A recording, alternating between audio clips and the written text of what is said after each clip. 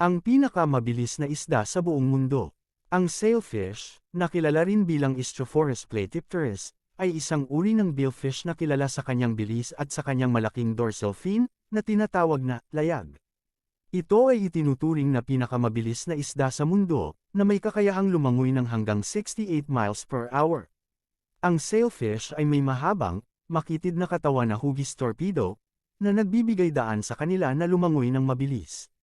Ang kanilang katawan ay karaniwang kulay asul sa itaas at puti sa ibaba, na nagbibigay sa kanila ng camouflage sa tubig. Ang kanilang malaking dorsal fin o layag ay maaaring itaas o ibaba depende sa kanilang pangangailangan. Kapag itinaas, ginagamit ito para sa pagkontrol ng direksyon at bilis, at kapag ibinaba, ginagamit ito para sa mabilis na paglangoy. Ang sailfish ay carnivorous, na nangangahulugang kumakain sila ng iba pang mga hayop.